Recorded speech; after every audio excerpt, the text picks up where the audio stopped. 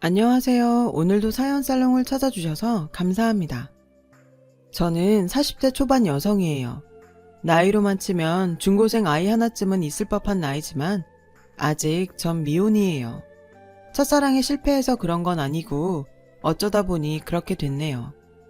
좋은 사람이 생겼을 땐 결혼할 여건이 안 됐고 일도 생활도 안정이 돼서 결혼을 생각하게 됐을 땐 남자가 안 생기고 그러다 보니 이 나이까지 미혼으로 남게 되었어요. 30대 중반까지만 해도 친척들은 언제 시집갈 거냐, 그렇게 혼자 늙어 죽을 거냐, 죽으면 제삿밥은 누구한테 얻어먹을 거냐 등등 말도 많고 타박도 많았어요. 평소에는 전화 한 통 안 하고 살던 친척들도 집안 결혼식이나 장례식 때 오랜만에 만날 때마다 안부 인사처럼 가볍게 제 결혼에 대해 한마디씩 참견들을 하곤 했어요. 언제부터 자신들이 내 인생에 관심이 많았다고 말이죠. 그런데 생각지도 않게 이런 문제들이 한 방에 해결됐지 뭐예요. 저보다 6살 어린 남동생이 결혼해서 아들을 낳은 덕분에 말이에요. 그 바람에 제 결혼 얘기는 싹 사라졌어요. 다들 갓난쟁이 조카한테 정신이 팔려서 제 결혼 따위엔 신경도 안 쓰게 됐거든요. 내심 얼마나 다행이던지. 그런데 이게 제 발목을 잡게 될 줄은 몰랐네요. 남동생네는 결혼한 지 5개월도 안 돼서 아들을 낳았어요. 혼자 임신이었던 거죠.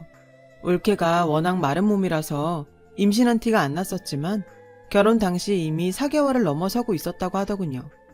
남동생네는 그 사실을 감쪽같이 속이고 결혼을 감행했던 거예요. 손주가 태어나고 나서야 혼전 임신인 걸 알게 된 엄마는 그동안 찍소리도 안 하고 자신을 속였다고 엄청 욕을 했어요. 난 그런 것도 모르고 애 낳으면 내가 다 키워준다고 그랬지 뭐야. 그나저나 이걸 어째? 당장 다음 달부터 오여산에 스크린 골프장 봐주기로 했는데. 어쩌긴 뭘 어째. 손주 봐야 돼서 가게 못 봐준다고 말해야지. 별 수 있어. 그랬더니 엄마가 난처한 표정으로 이러시더라고요. 그게 되면 내가 이 걱정을 하겠니? 이미 3개월치 성금까지 받아 썼단 말이야. 지난번 개돈 빵꾸 난 거 메우느라 빌린 오여사 돈으로 가름하기로 했는데 이렇게 일찍 나을 줄 누가 알았냐고. 그나저나 진짜 이거 어쩌니? 상견례 자리에서 손주는 자신 손으로 봐줄 테니 걱정 말라고 호언장담을 했던 엄마는 이제와 후회를 하셨어요. 그렇다고 사돈내외 앞에서 큰 소리까지 쳐놨는데 이제 와서 손주를 못 봐준다고 하시기도 뭐하고 말이에요. 툭하면 말부터 지르고 보는 엄마 성격 탓에 이번 일도 벌어진 거죠. 그런데 이번 일은 엉뚱한 대로 불똥이 튀고 말았어요. 바로 저한테요. 뭐? 나보고 애를 보라고? 엄마, 나 처녀야. 애는 낳아본 적도 없는 처녀라고. 근데 내가 무슨 애를 키워? 그것도 갓난쟁이를? 난 못해. 절대 못해. 엄마는 자신이 옆에서 많이 거들 테니 제발 3개월만 대신 애를 봐달라고 부탁했어요. 엄마가 이러는 데엔 이유가 있어요. 저는 동화에 들어갈 사파를 그리는 프리랜서 사파 작가거든요. 직장인들처럼 출퇴근 시간이 정해져 있는 것도 아니고 일이 매일 있는 게 아니라서 시간 활용이 자유로운 편이죠. 그렇다 보니 엄마는 종종 제가 집에서 노는 사람인 줄 착각하세요. 예를 들어 집에서 노는 주제에 뭐가 바쁘다고 전화를 안 받아? 집에서 노는 주제에 이럴 때 집에 와서 일 좀 도울 것이지. 대략 이런 식이죠.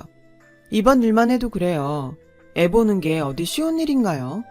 그런데 엄마 눈에는 제가 집에 있다는 것만 보이는 거죠. 이기집애야, 너 생각 잘해야 돼. 막말로 네가 당장 시집을 갈 것도 아니고 시집을 간다 쳐도 그 나이에 애 갖는 게 쉽겠냐고. 그럼 네 제사상은 누가 차려주겠니? 누구한테 제사밥 얻어먹겠냐고. 우리 민우밖에 더 있어? 고모가 돼선 조카가 차려주는 제사밥 꽁으로 얻어먹을 생각인 거야? 그러니까 딱 3개월만 나 대신 봐줘.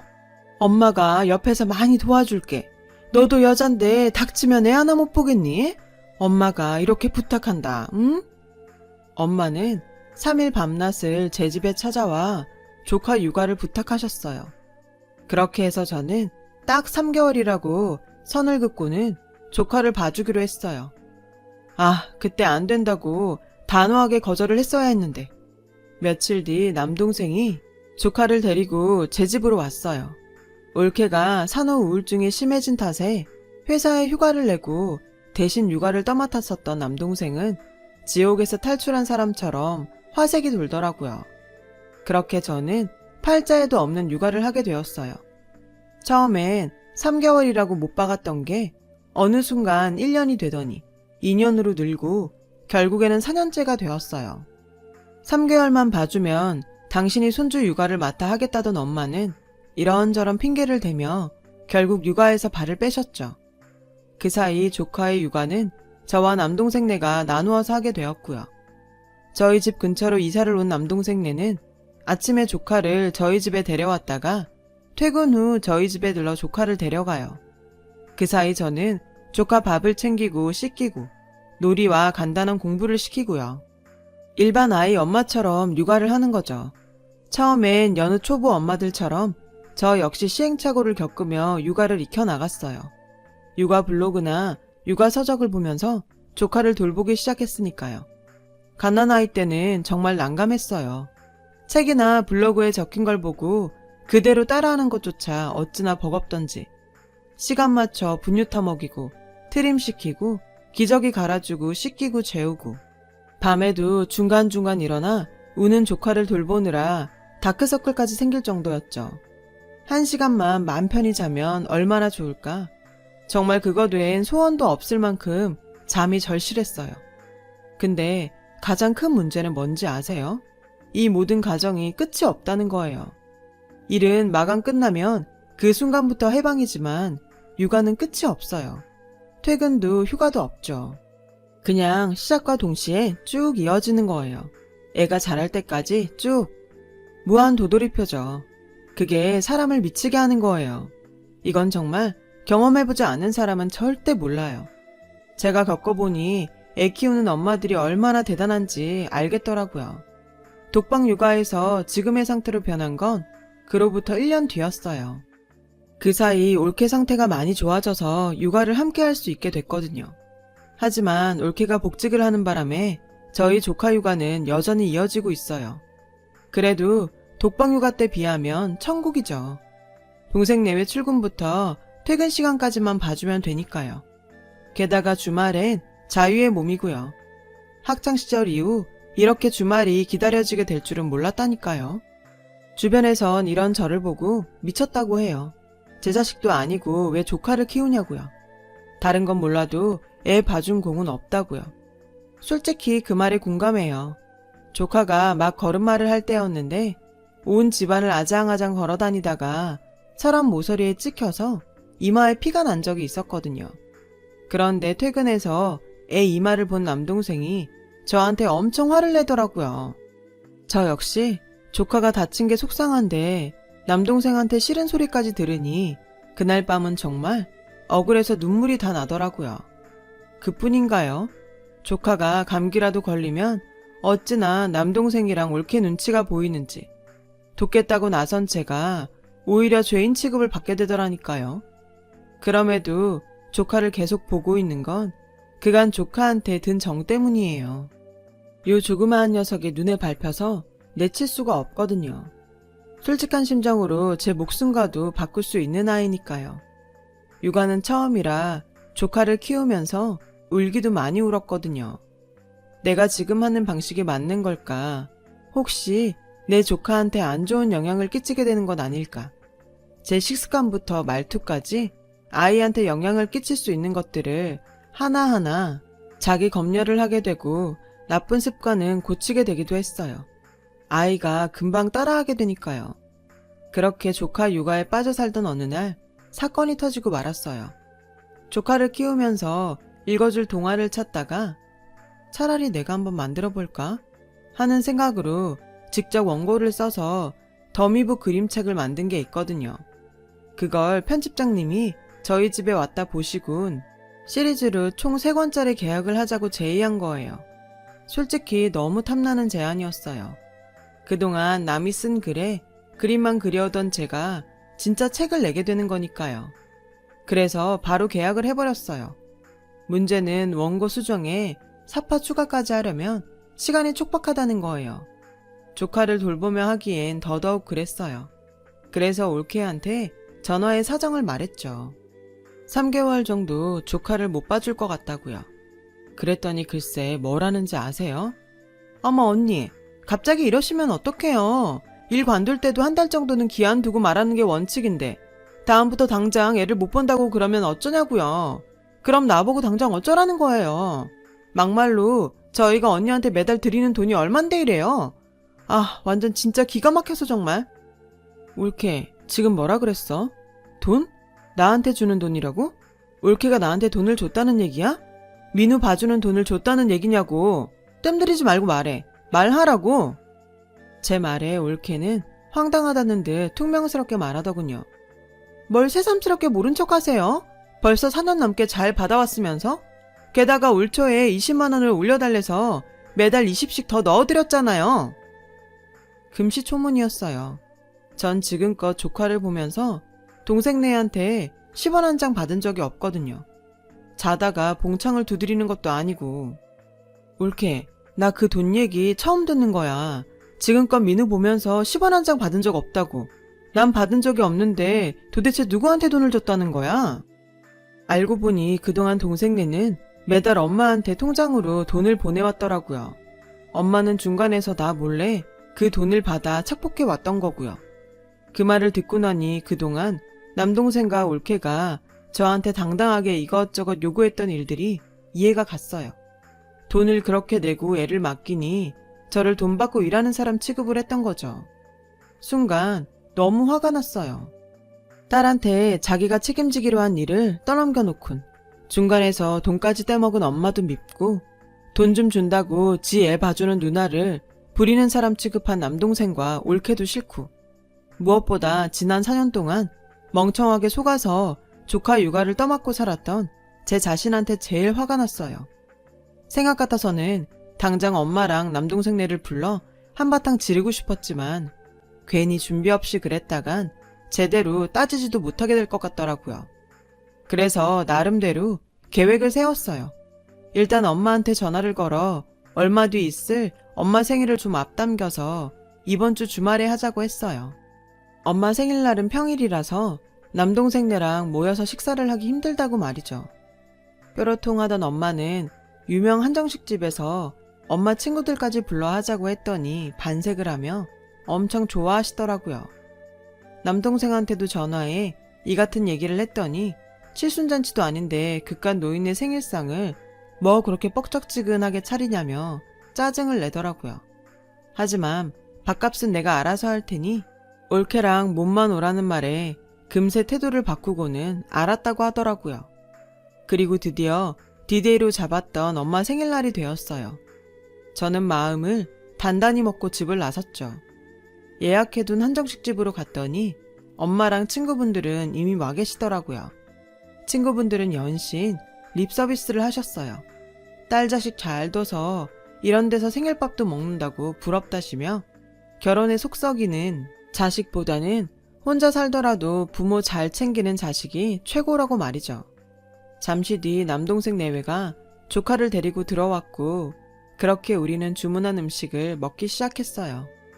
그 사이 올케가 생신 선물이라며 엄마한테 돈 봉투를 내밀었어요. 엄마는 봉투 속 액수를 확인하고는 흡족한 표정을 지으시더군요. 저 역시 엄마한테 봉투를 내밀었어요. 그러자 엄마는 이런 데서 밥까지 사면서 또 무슨 돈 봉투까지 준비했냐고 하면서도 입은 귀에 걸려 있더라고요. 그런데 봉투를 열어보시고는 표정이 확 굳어버렸어요. 이게 뭐냐? 양육비 청구서? 그동안 엄마가 착복한 내 몫의 돌보미 비용을 적은 청구서야. 올케한테 한 달에 150만 원씩 3년 동안 받았다며? 올 초부터는 20만 원씩 올려서 매달 170만 원씩 받았고? 많이도 받았네. 엄마, 어쩜 사람이 그래? 나한테는 10원짜리 한 장 안 주고 어떻게 그 돈을 혼자 먹을 생각을 했대? 아무리 내 엄마라지만 이건 정말 너무한 거 아니야? 남이면 당장 형사 고발감이야. 그래놓고는 매달 따박따박 나한테 용돈까지 받아갔어? 내가 지난 4년 동안 민우 돌보랴 일하랴 발 동동 구르며 산 거 몰라? 수면 부족에 육아 스트레스까지 쌓여서 심리 상담까지 받은 거 모르냐고. 그런데 그런 딸 팔아서 돈을 뜯어먹어? 내가 깜빡했던 거지 안 주려고 그런 건 아니다. 너도 내 나이 돼봐. 앉았다 일어서면 까먹고 돌아서면 기억이 안 나고 그래. 그깟 돈 얼마나 한다고? 주면 될 거 아니야. 기집애가 치사하게. 너 그깟 일로 엄마 망신 주려고 이런 자리 마련한 거니? 그래서 내 친구들 죄다 불러낸 거야? 이거 아주 못된 년이네. 아무리 그래도 그렇지 엄마 욕먹이려고 이런 짓까지 해? 내가 이 꼴 보려고 이날 이때까지 널 키웠냐? 아이고 서러워서 정말. 네 아빠가 살아있었으면 내가 이런 꼴은 안 당했을 거다 이 나쁜 년아. 엄마는 조금도 반성의 기미가 없었어요. 오히려 자신이 딸한테 억울하게 당한 피해자인 것처럼 행세하더군요. 내가 누구 때문에 이 고생을 했는데 미안한 줄도 모르고 말이죠. 엄마, 쉬워하지 마. 아빠 살아계셨으면 내가 민우 육아를 맡을 일도 없었어. 애초에 민우를 봐주기로 한 건 엄마니까 그거 하기 싫어서 선물 받아서 일해줘야 한다는 둥 되도 않는 거짓말 한 거잖아. 나한테 민우 떠넘겨놓고 엄마 뭐하고 다녔어? 아줌마들이랑 모여서 화투치고 양육비 가르친 걸로 해외여행 다니고 아줌마들이랑 보톡스 맞으러 성형외과 돌아다녔잖아. 그래놓고 뭐? 나중에 제사밥 얻어먹으려면 조카 잘 키우라고? 그럼 엄마는 제사밥 먹기 싫어? 자식한테 이렇게나 사기치게? 딸한테 치부를 모조리 들킨 엄마는 창피한지 더 이상 말을 안 했어요. 창가로 고개를 돌린 채 한숨만 푹푹 쉬셨죠. 그러자 남동생이 한마디 하더군요. 누나, 이건 좀 심한 거 아니야? 엄마 생신이라고 불러놓고 엄마한테 이래도 되는 거냐고. 막말로 그깟 돈 엄마가 좀 쓰면 어때? 그리고 엄마 말이 틀린 것도 아니잖아. 나중에 누나 죽으면 누나 제사 누가 지내겠어? 우리 민우가 지낼 거 아니야. 그럼 조카 좀 봐줄 수 있는 거 아니야? 어차피 나중에 누나가 보상받을 건데 뭘 그렇게 유세야 구질구질하게. 뭐? 구질구질? 그래, 너 말 잘했다. 툭하면 그놈의 제사 타령하는데 그 제사밥 내가 먹을 수 있긴 한 거니? 솔직히 나 민우가 내 제사 지낼 거라고 생각 안 해. 보고 배운 게 있어야 하지. 너 이날 이때까지 아빠 제사 때 밤이라도 한 톨 깎아 올린 적 있니? 툭하면 일 때문에 바쁘다고 늦고 심지어 제사 때 안 온 적도 부지기수야. 어디 그뿐이니? 제사상에 음식 놓는 자리도 모르고 술잔을 오른쪽으로 돌리는지 왼쪽으로 돌리는지도 몰라서 매번 나한테 떠넘기는 게 그런 주제에 니깎게 뭔 재주를 민우한테 제사 지내는 법을 가르치니? 엄마 죽고 나면 제사 한 번 안 지낼 놈이. 그러니까 네 아들 팔아서 제사밥 업자고 하는 사기 그만 좀 쳐. 나는 그딴 제사밥 먹을 생각 없으니까. 돌봄비 낸다고 지 누나를 종부리듯 하는 놈이 무슨? 솔직히 그동안 내 손에 네 돈 안 들어온 게 얼마나 다행인지 몰라. 그 돈 내가 받아먹고 살았으면 얼마나 더럽고 치사했을지 생각만 해도 끔찍해. 오늘 밥값 나눠내자고 할까봐 그깟 돈 몇 푼 아까워 노인네 생일을 뭐 그리 뻑딱지근하게 차리냐고 소리치던 놈이 나보고 구질구질하다고? 누가 더 구질구질한데 이놈아. 치훈아, 너 정말 그렇게 말했어? 엄마 생일상 차리는 돈 아까워서 누나한테 그렇게 말했냐고. 어머, 내가 지를 어떻게 키웠는데? 에이씨, 몰라. 남동생은 인상을 팍 쓰고는 입을 다물어 버렸어요. 더 길게 말해봐야 자기한테 득될 일이 없다는 걸 안 거죠.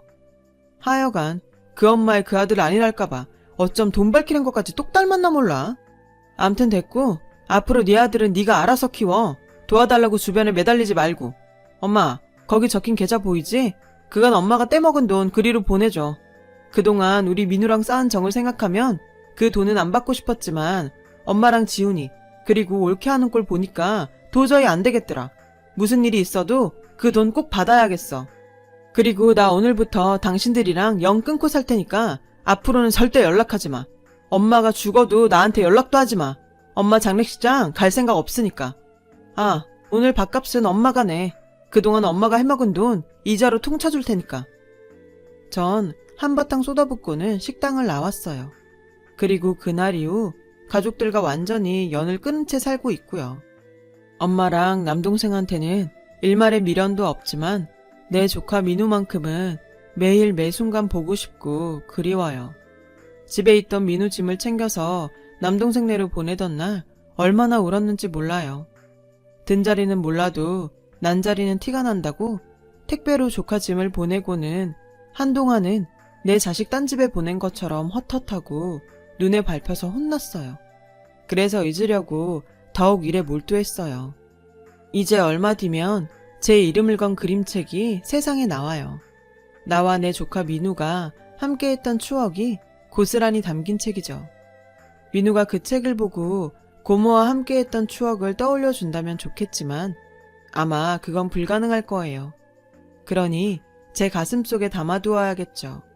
언젠가 우연이라도 만나게 될 그날을 기약하면서요. 털어놓고 보니 마음이 좀 낫네요. 제 사연을 들어주셔서 감사합니다. 들어주신 모든 분들 건강하세요. 여러분, 사연 댓글에 응원과 현명한 조언 부탁드려요. 좋아요와 구독은 저에게 큰 힘이 됩니다. 오늘도 좋은 일 가득하세요.